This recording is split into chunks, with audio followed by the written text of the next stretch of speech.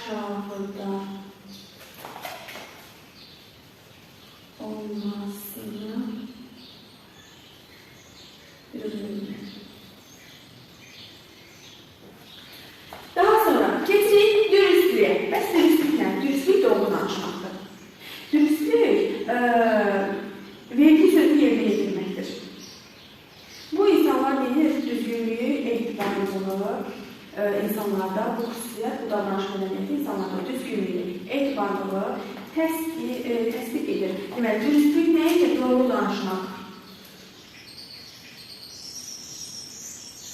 Doğru danışmaq.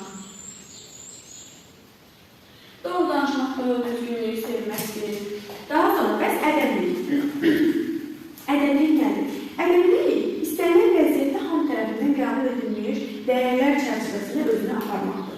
Hamı tərəfindən qəbul edilmiş dəyərlər çərçivəsində özünü aparmaq. Dəyərlər çərçivəsi.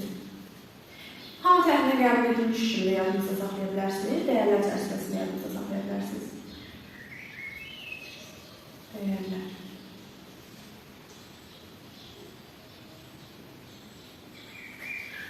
Daha sonra, deməli, gəl bana görə indir.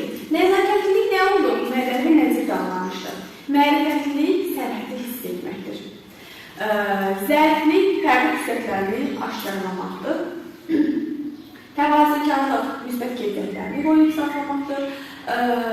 Sadəcə kimi yuxarı, kimi aşağı pillələr olduğunu verməməkdir. Dürüstlük doğru danışmaqdır.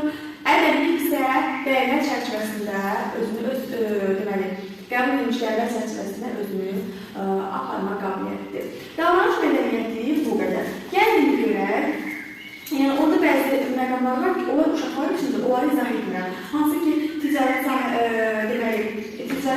sahələrində davranış mədəniyyəti var, ünsiyyət mədəniyyəti var və ictimai yaşalarda məsələn davranış mədəniyyəti var, restoranlarda falan, kafe restoranlarda davranış mədəniyyəti var, yeməkxanalarda, restoranlarda davranış mədəniyyəti var. Onları izah edirlər, onlar şagirdlər üçündür. Yəni biz zaten bunları bilirik. Amma məsləhət görülməyən bəzi məqamlar var ki, onlar yəni miqdə düşə bilər. Deməli, hansılardır? Nələr məsləhət görülmür? Yəni, restoranlarda, yeməkxanalarda nələr məsləhət görülmür? Masanın eyni tərəfində oturmaq məsləhət görülmür. Yeməkləri sürmək məsləhət görülmür. Yeməkləri iyləmək məsləhət görülmür.